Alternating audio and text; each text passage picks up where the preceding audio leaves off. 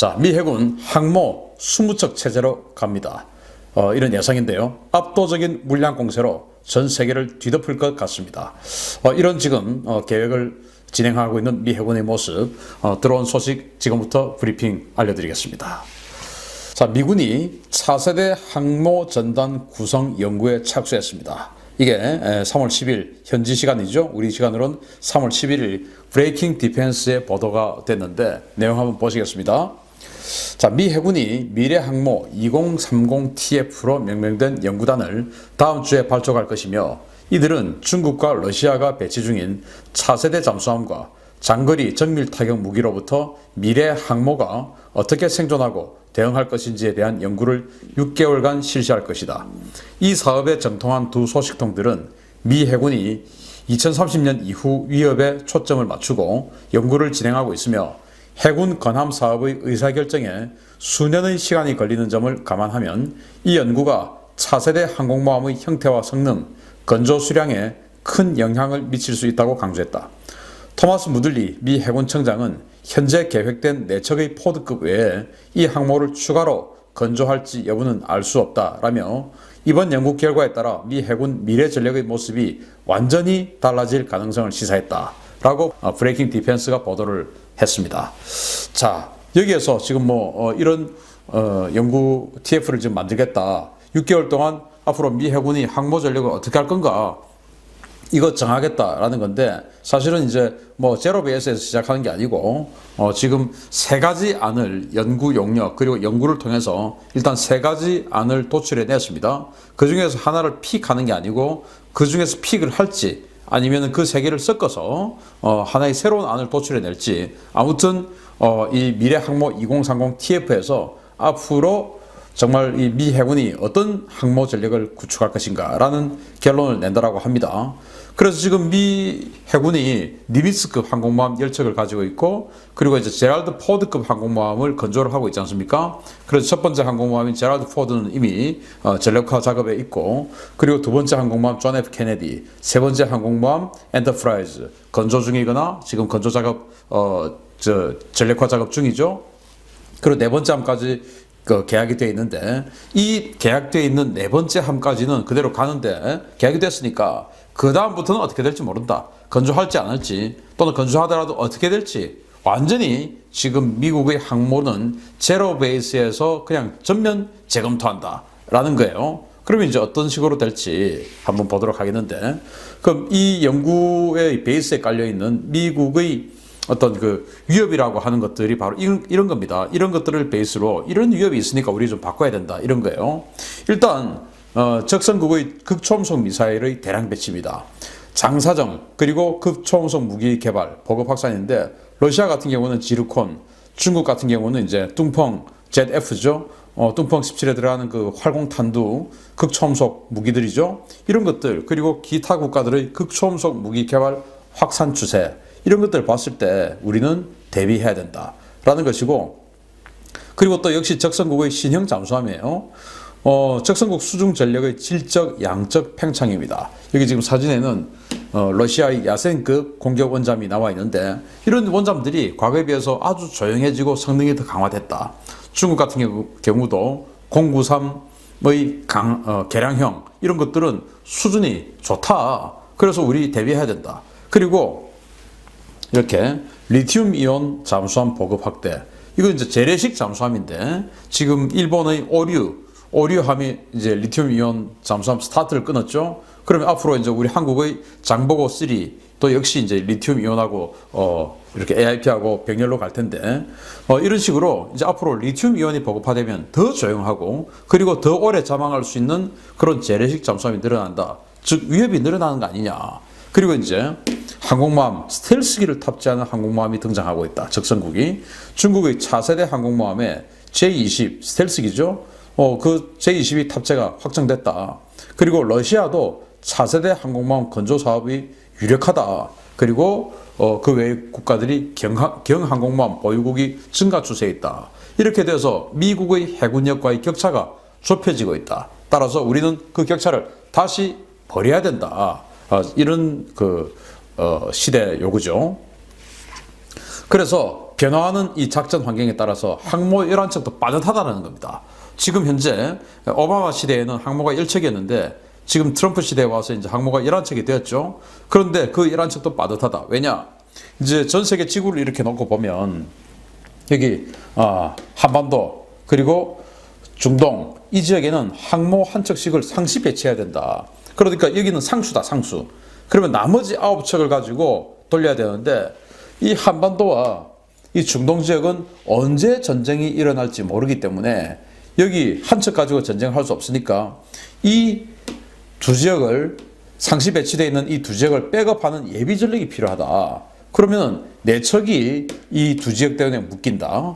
그러면 이제 나머지 또 이 항공모함이라는 게 출동을 하기 전에 컴투엑스라든지 이런 여러 가지 하지 않습니까? 그래서 항모가 한 척이 쑥 나오는 게 아니라 항모가 있으면은 거기에 전투기들이 와서 탑재를 하고 다 전투기들도 따로 이제 전투 비행단 소속의 비행 대대들이 있죠. 자, 이번 출동할 때는 A 비행대가 가, 그리고 B 비행대도 가, 그리고 이제 대잠 전력은 C 헬기 비행대가 가, 이런 식으로 해서 다 이제 편조를 묶습니다. 그리고 군함들은 몇 전대 니들이 갖다 붙어, 그리고 순양함은 니들이 갖다 붙어, 잠수함은 너가 붙어, 이런 식으로 해서 이제 한 개의 스트라이크 패키지 그룹 항모 전단을 꾸리게 되는데 이 꾸린 전단들이 손발을 맞춰야 봐야 되거든요. 이런 것들이 바로 교육훈련을 통해서 이루어지는데, 그래서 교육훈련이라는 것을 뺄 수가 없어요. 이게 없으면 항모전단이 구성이 될 수가 없습니다. 이거 반드시 해야 되거든요. 그래서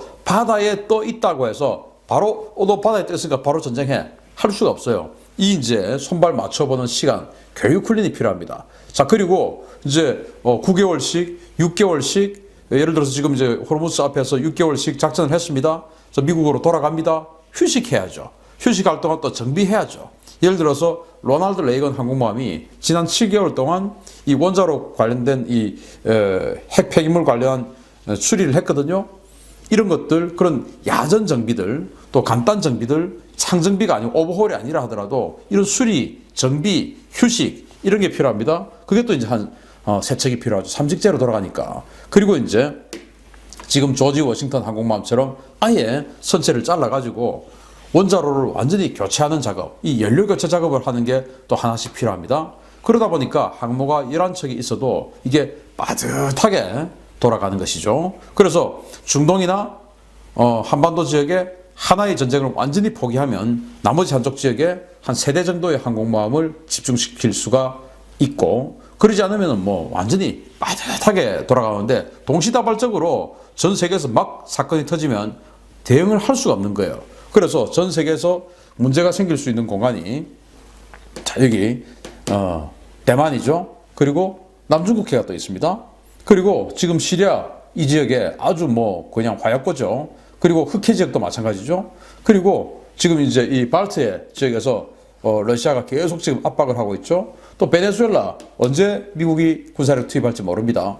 이런 식으로 항모를 투입해도 내일 당장 항모를 투입해서 작전을 해도 이상하지 않을 수 있는 그런 지역들이 이만큼 지금 산재해 있다. 그리고 한반도와 중동에는 상시 배치를 해야 된다. 이러니까 이제 항모 11척이 빠듯하다라는 겁니다.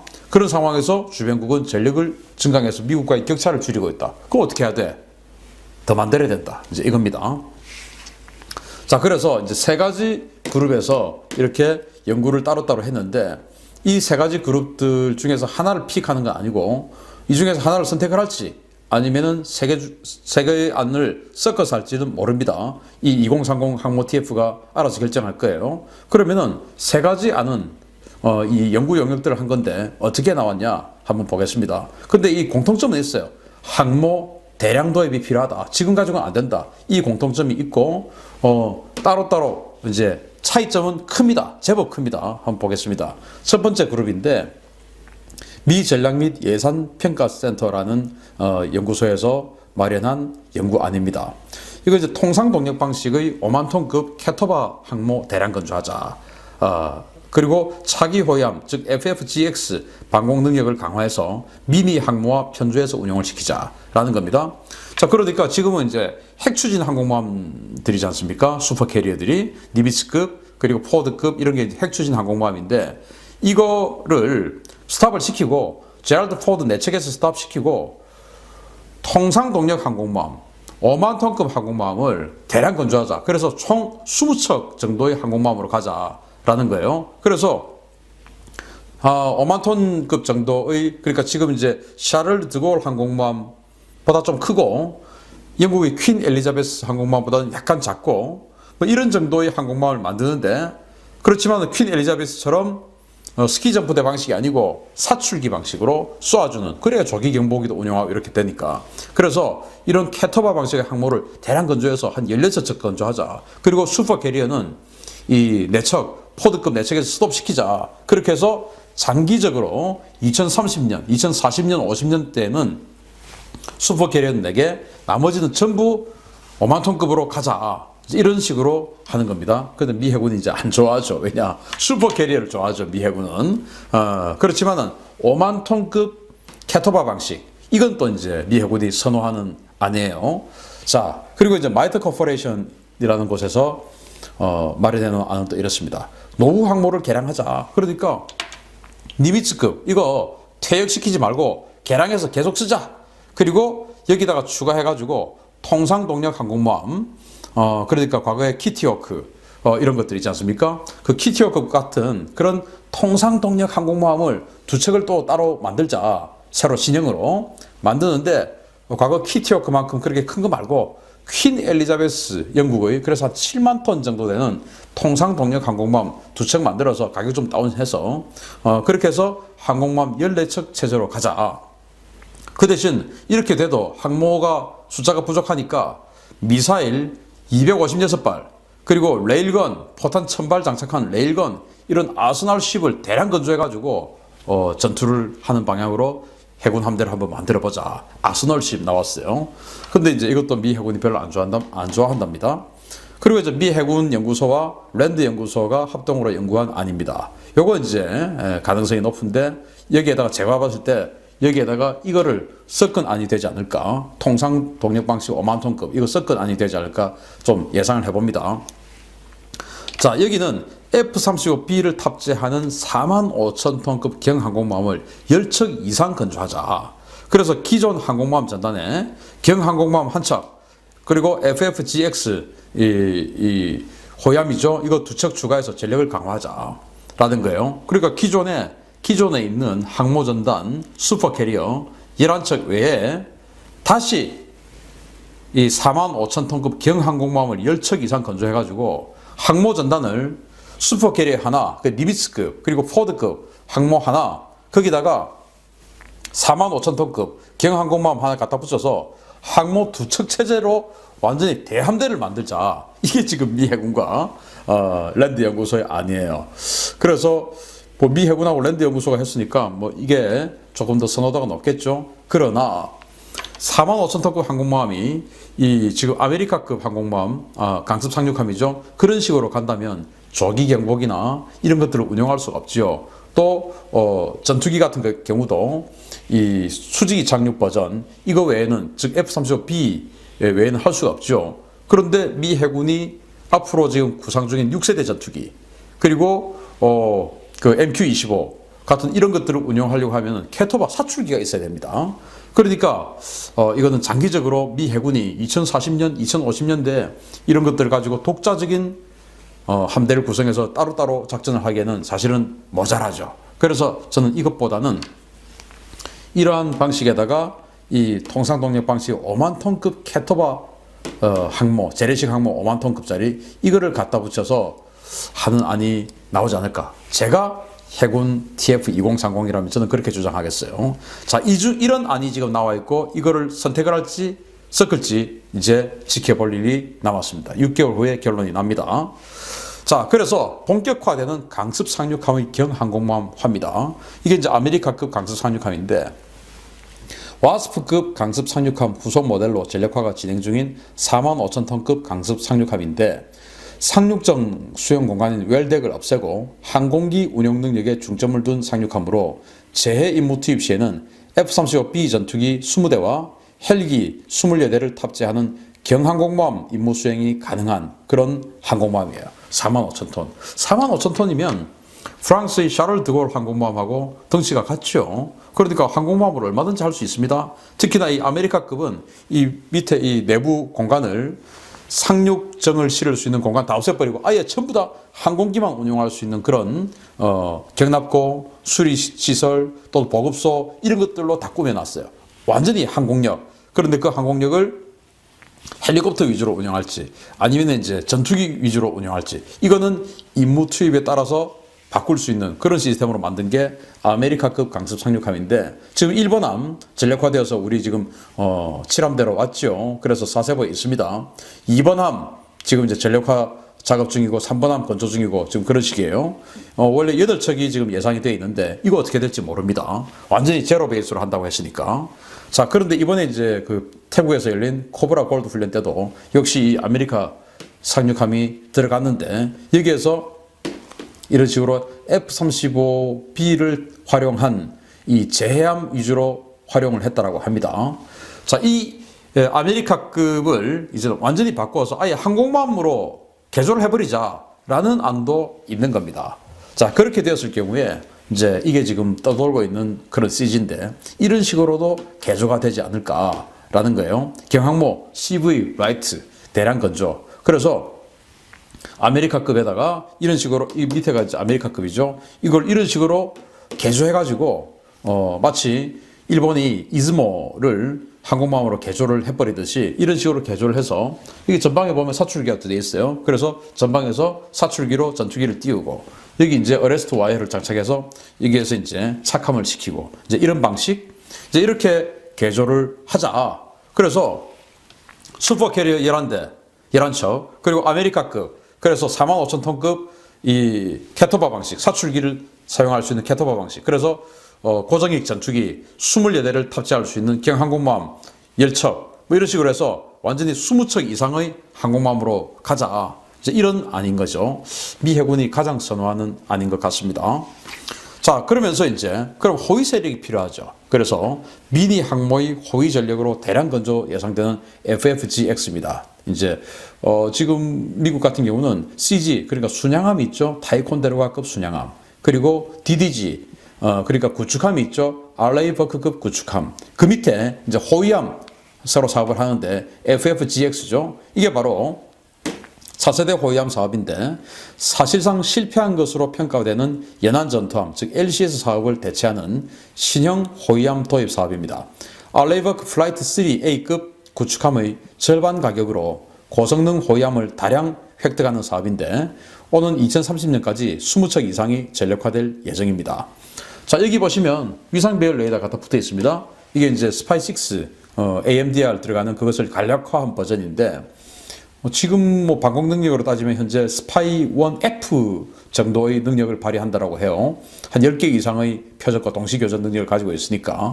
그래서 BMD 즉 탄도미사일과 교전할 수는 없지만 함대 방공은 충분한 역할을 할 수 있는 그런 수준이고 가격을 무엇보다도 이제 싸게 만든다. 그래서 한 5, 6천 톤 정도의 덩치.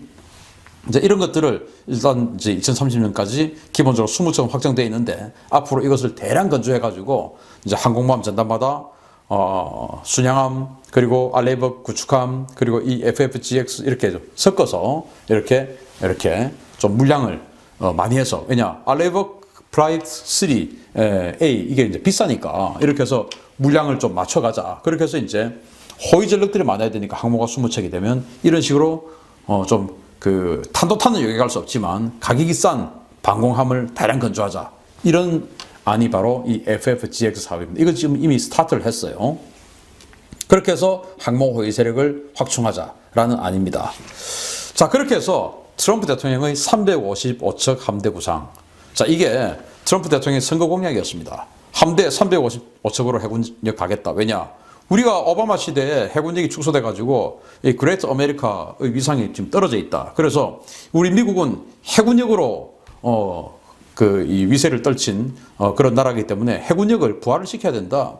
당연히 우리는 355척의 해군력을 가지고 그레이트 아메리카를 만들겠다. 이게 트럼프 대통령의 첫 번째 대선 공약이었어요. 그런데 지금 현재 미 해군의 군함이 한 290여 척 됩니다. 아직도 한 60척 정도 모자라죠. 그러니까 60척 정도를 더 만들려고 하면은 아까 같은 그런 FFGX 있어야 되고 그리고 항공모함이 한 20척이 있어야 되는 거예요. 그래서 지금은 항모전단 그러면은 항모 한 척, 그리고 이제 항모 타격전단이죠. 항모 한 척, 그리고 이 수중에 핵잠수함, 공격용 핵잠수함 한두 척, 그리고 그 주변에 순양함 하나 또는 둘, 그리고 이제 이지스 구축함 3척 또는 4척, 이런 식으로 스트라이커 그룹이 꾸려지는데, 이게 과거 2차 대전 끝나고 나서의 직후의 그런 어떤 원정 타격전단, 항모 타격전단이 아니고 원정 타격전단, 이래가지고 여기다가 이제 미니 항모 하나 더 붙여가지고 한 10척 이상의 대함대를 꾸려서 이걸 가지고 이제 다니겠다. 이런 아이디어. 그러면서 예를 들어서 한국 같은 또는 중동 같은 이런 완전히 강력한 분쟁 지역에는 항모전단을 확 투입하지만 뭐 굳이 이 정도 안 가도 해결되는 지역들에는 이제 이 미니 항모, 사실 뭐 우리 입장에서 미니도 아니죠. 45,000톤이면 미국은 미니라고 하는데, 이런 이제 경항모 이런 걸 보내가지고 이제 그 지역의 재해 활동을 하고, 예를 들어서 항해의 자유작전 이런 거, 그런 경항모로 얼마든지 할 수가 있죠. 그 뭐 중국하고 붙어도 이기니까. 그런 것들 전면전이 아니라면 이런 경항모를 보내고, 전면전이 일어날 수 있는 상황이라면 이제 슈퍼 캐리어를 보내고, 이런 식으로 해서 효율적으로 쓰자. 그러면서 대통령 선거 공약인 355척의 해군 함대 전력을 가자. 이제 이런 사업인 겁니다. 그래서 트럼프 대통령이 재선이 된다면 이런 안이 패스될 가능성이 높죠. 왜냐? 선거 공약이었으니까. 그래서 만약에 이제 민주당이 승리를 한다면 오바마 정부 시대를 부정할 수가 없으니까 또 이제 이런 안이 또 삭감이 될 가능성이 좀 크고요. 그래서 이번 미국의 대선도 좀 지켜보고, 그리고 이제 6개월 내에 이 안이 나온다고 하니까 아마 대선하고 딱 겹치는 그 시기인 것 같아요. 그래서 한번 지켜보고, 만약에 이 안이 패스가 되고 정말로 20척의 항모 체제로 간다면 지구상에 앞으로 최소 100년 동안 미국의 군사력에 대항할 수 있는 나라가 있을까요? 없다고 봅니다. 미국, 우리하고 정말 동맹국인 것이 다행이다. 그리고 아까 그 세계 지도에 있는 표에서 봤듯이 딱 우리나라를 지키기 위해서 상시 배치를 해주고 있는, 전 세계에서 딱 우리나라를 지키기 위해서 해주고 있는 이 모습들을 보면, 뭐 물론 우리나라를 지켜주면서 미국의 이익도 있겠죠. 그런데 호르무즈 해협에 딱 고정 배치하는 그거는 에너지 수송 때문에 한다는 것 세상이 다 알고 있지 않습니까? 그 우리나라에 왜 딱 해줄까요? 이름에도 BK뉴스입니다. 한국의 콘텐츠들은 이제 그저 자랑스러운 수준이 아니라 세계의 주류라 할 수 있는 미국에서도 최고 수준의 가치를 인정받고 있으며 명실공히 콘텐츠 생산 국가로서의 포지션을 확립하고 있다는 소식입니다. 미국의 버라이어티지는 복면가왕에서 드라마 굿닥터까지 한국의 프로그램 포맷이 미국의 스크린을 사로잡고 있다고 보도했습니다. 기사는 봉준호 감독이 올해 오스카 시상식에서 작품상을 수상하면서 오스카의 한국 작품은 이번이 처음이라고 의기양양하게 선언했지만 봉준호 감독이 모르고 있는 부분도 있다는데요. 역사를 만든 그의 작품은 물론이고 한국의 또 다른 두 번째, 세 번째, 네 번째가 재빨리 그가 걸은 길에 뒤를 잇고 있다고 이야기했습니다. 현재 미국의 가장 큰 인기를 얻고 있는 TV 프로그램 중 2개가 바로 한국의 콘텐츠라는 기사는 그것이 복면가왕과 굿닥터라고 언급했는데요. 언제나 자랑스러운 우리의 방탄소년단의 그래미 첫 공연에 대한 언급도 빼놓지 않은 기사는 한국계 배우 및 프로듀서인 다니엘 데 김의 말로 미국 내에서 한국 엔터테인먼트에 대한 인식은 그 어느 때보다 높다라는 말을 전하며, 이러한 인식으로 인해 이제 한미 양국 간 이동하는 콘텐츠의 양이 늘고 그 흐름이 변화되었다고 이야기했습니다. 또한 최근 몇 년간 한국의 K-팝과 한국의 영화, TV 프로그램을 보면 한국은 가장 많은 관심을 받고 있는 콘텐츠 제공자일 뿐 아니라 가장 많이 모방되고 있으며 단연 돋보인다는 것인데요. 2015년 드라마 굿닥터는 미국 TV에 최초로 등장한 한국 원작 포맷을 가진 드라마였으며 이 시리즈는 벌써 4번째 시즌을 맞아 리뉴얼되었고 미국에서 가장 많은 수익을 올린 프로그램 중 하나라고 설명했습니다. 한편 복면가왕은 벌써 세 번째 시즌을 이어가며 TV 광고의 척도인 18세부터 49세 성인들 사이에서 평균 3.4점을 기록하며 TV 프로그램 중 최고 등급으로 군림하고 있음을 덧붙였는데요. 여기에 그치지 않고 더 많은 한국 콘텐츠를 개발하려는 의지가 미국에서 넘쳐나고 있음도 이야기했습니다. 미국의 지상파 폭스TV는 최근 한국 엠넷의 프로그램인 너의 목소리가 보여를 원작으로 한 리메이크를 선보일 예정이고, TVN에서 방영된 드라마 라이브의 미국판 리메이크 확정도 기사는 소개했습니다. 또한 기사는 HBO가 봉준호 감독과 아담 맥케이 감독의 연출로 영화 기생충의 드라마 시리즈 제작을 위해 시나리오를 각색 중이고, 한국의 제작사 스튜디오 드래곤의 드라마 기억에서 영감을 얻은 또 다른 드라마를 개발하고 있다는 소식도 전했습니다. 이에 대해 폭스 얼터너티브 엔터테인먼트의 사장 롭 웨이드는 미국 바이어들과 직접 일하기 위한 한국의 콘텐츠 제작자들의 공동 노력으로 앞으로 더 많은 한국 콘텐츠가 미국에 소개될 것이라 밝혔는데요. 그는 특히 한국 시장을 여러 가지 이유로 주시해왔다고 말하며 한국의 대형 제작사들이 방송사들과 보다 직접적인 관계를 맺어 이는 콘텐츠를 사고 파는 방식에 역동성을 부여할 것이라 덧붙였습니다. 방탄소년단을 비롯한 K-팝 그룹들이 엔터테인먼트 산업의 선두주자인 미국을 포함한 전 세계적으로 큰 반향을 일으킨 것은 물론이며 이미 미국 TV 시장에서 큰 가치를 인정받아 주류로 관심을 받고 있는 한국의 콘텐츠들이 넘쳐나고 있는데요. 급기야 한국 영화가 오스카까지 거머쥔 이 상황은 비현실적이라고 느껴질 정도로 놀랍기도 하지만 이제 한국의 소프트 파워는 세계적인 기준에서 보았을 때에도 분명 그 입지를 확고히 하고 있다 자부할 수 있겠습니다. 자, 글로벌 스탁 시간을 저희가 그 긴급 진단 시간으로 좀 마련을 해봤습니다. 저희가 오늘 출연하실 분을 소개하기에 앞서서 조금 전에 속보 한 가지가 들려왔는데요. 트럼프 대통령이 방금 전에 트윗을 한 가지 날렸습니다. 이 트윗을 통해서 미국 현지 시간, 동부 시간이죠. 미국 동부 시간 9시니까 우리 시간으로는 오전 10시가 됩니다. 우리 시간 오전 10시로 코로나19와 관련된 발표를 한다고 트럼프 대통령이 조금 전에 1시간 전쯤에 트윗을 날렸기 때문에 우리 시간 10시에 이 트럼프 대통령이 어떤 발표를 하게 되는지 시장 참가자 여러분들께서도 집중하셔서 한번 지켜보시길 바라겠습니다. 자, 지난 밤 사이에 그 WHO가 팬데믹을 선언하게 되면서 이게 일단 미국 증시에는 굉장히 안 좋은 영향을 미쳤고요. 국내 경제에 미칠 영향까지도 이분과 함께 이야기를 나눠보도록 하겠습니다. 숙명여자대학교 경제학부 강인수 교수 나오셨습니다. 어서 오세요. 네, 안녕하세요. 네, 안녕하세요. 그 팬데믹 선언을 하면서 다우지수가 공식적으로 이제 약세장에 들어갔는데 미국 증시 아마 오늘 아침에 일어나셔서 보셨을 거예요. 어떤 느낌을 좀 받으셨나요? 그러니까 어제 트럼프 대통령이 이제 급여세 네. 그 면제 발표를 해서 7% 폭락했던 게 한 5% 정도 반등을 했는데 그랬죠. 지금 WHO에서 팬데믹 선언을 하는 바람에 네. 다시 또 반납을 했습니다. 그렇죠. 5%또 빠졌거든요. 그래서 상당히 변동성이 큰 이런 장세를 보이는 것 같아요, 지금 상황이. 네. 네. 이 트럼프 대통령이 발표한 그 감세안이 네. 사실은 규모가 상당히 큽니다. 그러니까 3천억 불이니까 우리 돈으로 하면 358조 가까이 되는 돈이기 때문에 네. 다른 어떤 나라에 비해서도 경기 부양책으로서 내놓은 그 안은 상당히 큰데 네. 이게 사실 이제 효과가 있죠. 네. 없진 않은데 그럼에도 불구하고 이제 이 코로나19에 대한 그 어떤 집중적인 네. 포커스를 좀 좁힌 이런 타겟된 정책 부정책은 말씀하시죠. 아니죠. 네네. 네. 그런 정책은 아니기 때문에 그 효과가 조금 반감되는 이런 결과가 지금 초래된 것 같습니다. 알겠습니다.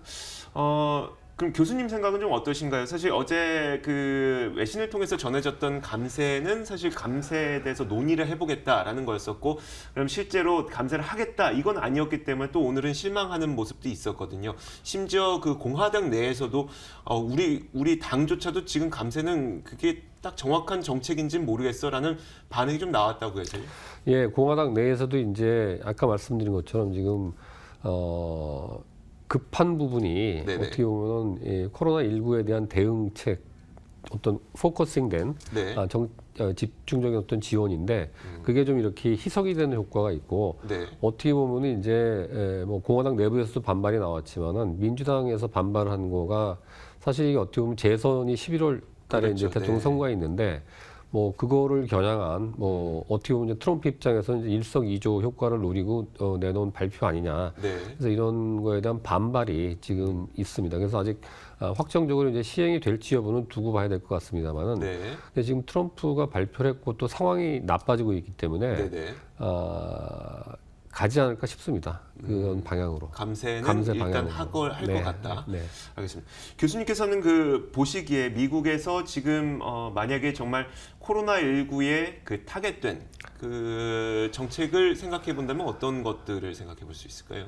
미국 같은 경우에도 이제 우리나라가 지금 요즘 나타나는 현상이 네. 뭐 보도에 지금 매일매일 나오고 있지만은 뭐 관련된 업종들 예를 들면 이제 항공이라든가 네네. 뭐 요식업, 그렇죠. 식당이라든가 네네.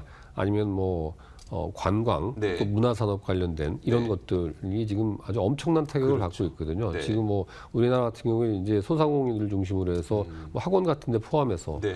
거의 이제 매출이 90% 가까이 줄었다고 하니까 이거는 거의 뭐 지금 뭐 걷잡을 수 없을 정도로 지금 네네. 타격이 크기 때문에 미국도 이제 이런 현상이 유사하게 사람들이 이제 외부 활동을 자제하고 소비를 기피하고 이렇게 되면은 아무래도 그런 특정 산업 중심으로 특히 그렇죠. 이제 대면 접촉이 네네. 빈번한 이런 산업들에서 피해가 커질 거기 때문에 네네. 이런 거에 좀 더 맞춰진 금융 지원이나 세제 혜택 이런 부분이 좀 고려되지 않을까 싶습니다. 그 잠시 후 저도 조금 전에 소개를 해드렸던 것처럼 잠시 후 오전 10시 우리 시간으로 오전 10시에 트럼프 대통령이 뭔가 발표를 한다고 했잖아요. 근데 만약에 방금 말씀하셨던 것처럼 그 산업에 특정화된 그 지원책을 발표하지 않는다면 경제적 영향은 좀 시장의 영향은 좀 어떻게 될 걸로 보이세요? 지금 상황에서는 10시에 발표하는 거는 지금 특정 산업에 대한 지원 모르겠습니다. 지금 불과 몇 시간 뒤이기 때문에. 네, 그렇죠. 근데 이제 네. 그 내용보다는 어떤 방역과 관련된 내용이 더 먼저 발표되지 않을까 싶습니다. 네네. 그래서 지금 특정 산업에 대한 지원책이 아니라 전반적인 네네. 어떤 경기부양책이 시행될 경우에 미국 입장에서도 어떻게 보면 한정된 지금 재정 적자 문제도 상당히 심각하거든요. 그렇죠. 미국도 네. 마찬가지로. 그래서 한정된 지원을 효과적으로 쓰자라는 압력이 상당히 커질 것 같고 정책의 효율성 그리고 긴급성 뭐 우선순위 이런 네. 거에 대해서 내부적으로도 상당히 좀 여러 가지 의견들이 개전될 가능성이 커 보입니다. 지금. 네, 알겠습니다. 그 우리가 좀 기억에서 약간 잊혀지고 있는 게 무역 분쟁 아니겠습니까? 근데 혹시라도 이게 저 글로벌적으로 다 같이 좀 힘들어지다 보니까 혹시 이런 코로나19로 인해서 이런 무역 분쟁은 좀 뭐라고 할까요? 서로 좀 차후로 미뤄두자 이런 식으로 갈 가능성이 있을 것 같으세요? 아니면 그래도 우리는 분쟁은 계속할 거야. 너희에 대한 압박은 계속할 거야. 이런 식으로 진행될 것 같으세요? 지금 작년 그 12월 13일에 네. 1단계 그 미중 무역 합의가 네. 발표가 됐거든요. 네. 그래서 일단은 이제 소관 국면으로 접어들었지만은 그거가 그 합의된 당시에도 트럼프가 얘기하기는 2단계를 바로 시작하겠다. 그랬죠. 그게 이제 어떤 구조적인 문제 등등에 대해서는 아직 해결이 안 됐고 포괄적으로 다루고 관세 뭐 이런 부분에 대해서 합의는 했지만은 네네. 미국 입장에서는 이제 글로벌 패권에 대한 도전으로 봤기 때문에 이게 단기간에 끝날 문제는 아니거든요. 네네. 근데 이제 대선이라는 게 앞에 놓여 있고 미국 경기에 대한 자신감이 있으면은 밀어붙이겠지만은 네. 지금 예상치 못한 이런 그 코로나 바이러스 때문에 미국 경제도 상당한 지금 타격을 입고 있는 상황이거든요. 네네. 그래서 지금 또 그 문제를 이제 더 키워서 어떻게 보면은 미중 간의 무역 갈등이 확산되면은 미국 경제가 부정적인 영향을 단기적으로 받을 거는 확실하기 때문에 그렇죠. 그런 그 리스크까지 감수할 것 같지는 않습니다. 지금 상황에서는. 그리고 또 보건과 관련된 여러 가지 물자들, 뭐 마스크를 네네. 포함해서 이런 거에 대한 대중 그 수입 의존도가 미국도 크기 때문에 네네. 이런 부분에 대해서 사실 한 30여 개 품목은 이미 이제 그랬죠. 관세 면제를 면제했죠. 했고 이런 거를 확대 지금 해나갈 수밖에 없는 상황이기 때문에 무역 분쟁을 심화시키는 방향으로 단기간에 갈 것 같지는 않습니다. 지금. 그 문제는 좀 차치를 네. 해둬도 되는 그런 상황일 것 같네요. 뭐 그 문제가 없더라도 정말 힘든 상황이긴 하니까요. 우리나라로 한번 이야기를 넘어가 볼 텐데 무역 의존도, 수출 의존도가 높은 국내 입장에서는 이게 그 코로나19가 직접적인 타격이 될 수밖에 없거든요. 코로나19로 인한 현재 국내 경제 상황은 좀 어떻게 진단하고 계세요? 아주 안 좋죠. 그러니까 지금 뭐 네. 어제도 관세청에서 발표를 했지만은 네. 뭐 3월 불과 한 초순 열흘 정도밖에 안 됐지만은 네. 요 기간 동안에 이제 일평균 수출액도 2.5% 감소했습니다. 네. 그러니까는 사실은 일평균으로 따지면 조업일수가 금년에 많기 때문에 그렇죠. 전체 수출 금액은 좀 늘어나는 것처럼 나오지만은 실제로 뭐 중국에 대한 수출이나 2월까지도 그렇고요. 네. 수출이 상당히 이제 그 타격을 입고 있는 건 사실이거든요. 그래서 네네. 이게 좀 장기화 될 경우에는 글로벌 공급망, 그러니까 중국으로부터 어떤 부품 조달 문제도 있고 또 전체적으로 이제 이게 팬데믹 선언이 된 마당에 중국을 포함한 미국 같은 경우에 이제 수요 위축이 불가피해 보이거든요. 유럽도 그렇고. 네네. 그러면 뭐 수출 의존도가 상당히 큰 우리나라 입장에서는 부정적인 영향이 커질 수밖에 없죠. 네. 통상적으로 보더라도 사실 우리나라는 그 장기적인 계획을 갖고 신남방 정책과 그 북방 정책 이런 것들을 계속 해왔었거든요. 지금 근데 아예 글로벌 팬데믹까지 선언된 상황에서는 이동 자체가 좀 제한될 수 있는 상황이어서 이것도 거의 뭐 일단은 스톱됐다고 봐야 될까요? 그러니까 이제 신남방, 신북방 그 정책 자체가 뭐 이렇게 스톱된 건 아니고요. 네네. 현실적으로 이제 지금 말씀하신 것처럼 뭐 100개가 넘는 국가가 네네. 우리 그 입국 제한 같은 거를 취하고 있기 때문에 아무래도 그런 것들이 인적인 교류를 제한하게 되면은 교역에도 네네. 직간접적으로 이제 부정적인 영향이 커질 수밖에 없는 상황이거든요. 그렇지만은 지금 사실은 우리가 이제 중국에 대한 교역 의존도가 워낙 컸던 거를 줄여나가는 과정이고 그 그렇죠. 과정에서 대안으로 어떻게 보면 우리가 내세웠던 게 인도나 아세안권 중심으로 한 신남방으로의 교역 확대이기 네네. 때문에 요거는 꾸준히 지금 추진을 해 나가야 될 사안입니다. 다만 좀 시간은 많이 제한될 네, 수밖에 예. 없는 그런. 우리나라 경제 성장률에 대한 전망도 좀 듣고 싶습니다. 해외에서는 뭐 1%대로 낮추기도 했는데 어떻게 전망하세요? 지금 그 무디스 같은 경우가 뭐 많이 보도가 됐지만은 당초에는 뭐 2%대 초반 정도 예상하던 게 네. 연초에 1.9% 그리고 이제 엊그제 1.4%로 네네. 낮췄거든요. 전망치를. 근데 이게 지금 무디스에 국한된 문제가 아니고 뭐 주요 그 인베스트먼트 뱅크들은 대부분 다 하향 조정을 하고 있는데 문제는 이제 우리나라의 그 성장률 인하 폭이 네네.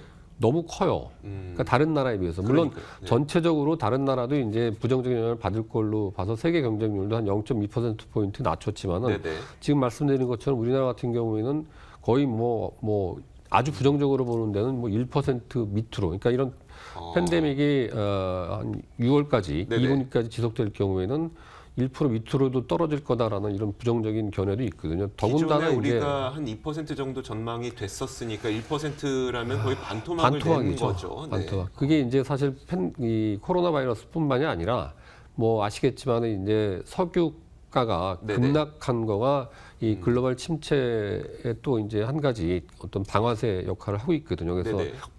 이 부분이 복합적으로 작용할 경우에는 상당히 큰 어떤 경제 감소 폭을 지금 준비해야 될 것 같습니다. 지금 우리나라 상황에서는. 알겠습니다. 사실 이런 상황에서 그 증시의 하락을 좀 피할 수는 없을 것 같아요. 어쩔 수 없이 뭐 경제 상황이 이러다 보니까. 그런데 증시의 낙폭을 좀 방어할 수 있을 만한 조치로 요즘에 그래서 공매도 제한 조치들에 대한 목소리가 굉장히 높거든요. 과연 그 규제 카드가 좀 증시의 쇼크는 막을 수 있을 걸로 보이세요? 어떠세요?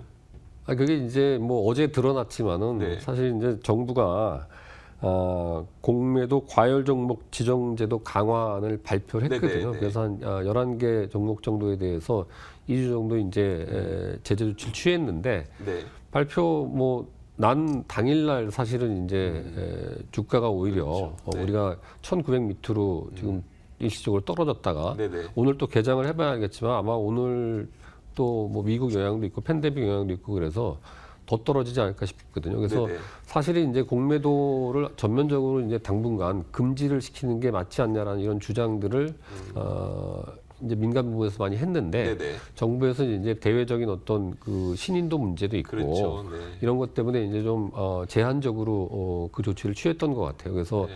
이 문제에 대해서는 조금 더 뭐 과거에도 이제 전면적인 금지를 했던 그 전례는 있거든요. 네네. 그래서 이런 부분에 대해서 좀 어떻게 보면 그 개미 투자자들은 상당히 이제 공매도를 할 수가 없거든요, 그렇죠. 실질적으로. 네. 그래서 네. 상당히 좀 이 불공정한 측면도 있다라는 네네. 주장들을 하고 있기 때문에 이 부분에 대해서도 좀 전향적으로 고려를 해봐야 될 것 같습니다. 긴급한 상황인 만큼 좀 공매도에 대한 강력한 조치가 뭐 지금 당장은 있는 게 좀 더 필요할 것 같다는 정도로 예, 의견을 한번 듣도록 하겠습니다. 자, 마지막으로 이제 그 코로나19뿐만 아니라 유가 급락까지 뭐 이중고를 겪고 있는 우리나라니까요. 우리나라 이제 그 증시에 계시는 분들을 위해서 좀 조언을 한마디 좀 부탁드릴게요. 아니, 증시에 계시는 분들은 뭐 전문가들이 많으시니까 네네. 제가 특별히 조언할 건 없고 아. 사실 이제 뭐 제가 보기에는 이제 우리나라의 어떤 정부의 대응이죠. 네네. 대응이 상당히 지금 중요한 시점인데 네. 이게 지금 추경을 뭐 11조 7천억 정도 편성을 해서 긴급하게 이제 지원을 하겠다고 발표는 다 했지만은 네.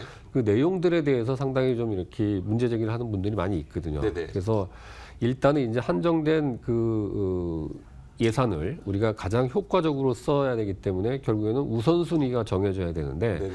지금 편성된 거 보면은 이제 뭐 재해 뭐 기본소득 비슷하게 이런 부분으로 뭐 상품권을 나눠줘서 소비를 진작하고 이런 것도 필요는 하겠지만은 네네. 지금 아까도 말씀드렸지만은 당장에 지금 이 도산 위기에 몰린 그렇죠. 기업이나 업종들이 많기 때문에 네.